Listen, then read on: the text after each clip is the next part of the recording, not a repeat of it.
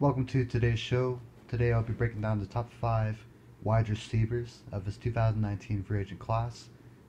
This is a group that is in the middle of their careers. They're not super young, they're not super old, they're in the middle.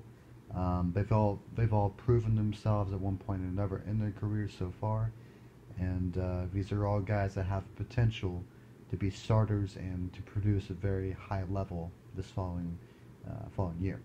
So let's start. Number 5 on this list is wide receiver Dez Bryant. He did not play this past season because he was injured and because he was trying to negotiate contracts. Um, Finally settled for the Saints on a one-year deal, but got injured the very first week of practice, and so he didn't play.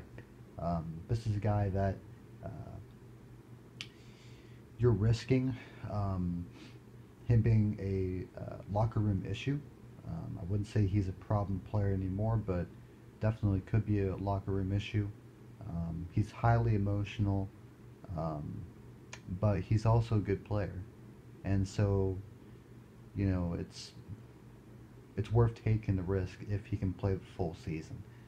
This is a guy that I don't think has the ability to start um, on every team, but there are teams that need wide receivers such as the Bills and Titans, and I could see him going to a team like that and being a starter and bringing that veteran presence to that team. Um, Number 4 on this list is Randall Cobb. This is a guy that had a down year. He only had 383 receiving yards this past season. Very ugly numbers, but I'm not worried about it. Just recently, in 2014, he had 1,287 receiving yards. This is a guy that normally has been the number 2 guy on the team for the Packers, but he's a great number 2. He can even start in some cases just like Dez Bryant can, and I expect that to happen.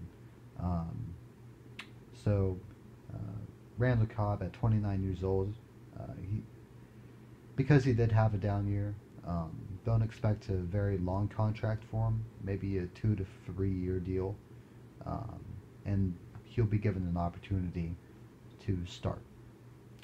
Number 3 on this list is Golden Tate III.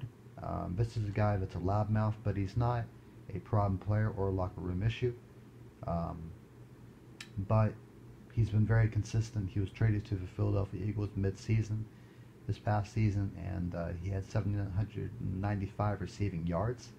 Um, Very good when you're transitioning from one team to the next to still produce those high numbers.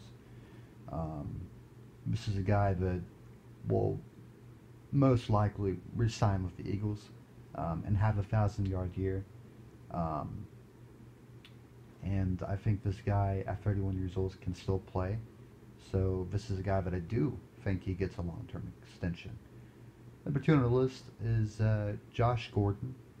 He's 28 years old. He's not as young as he used to be, of course, but with the Patriots he had over 737 yards receiving.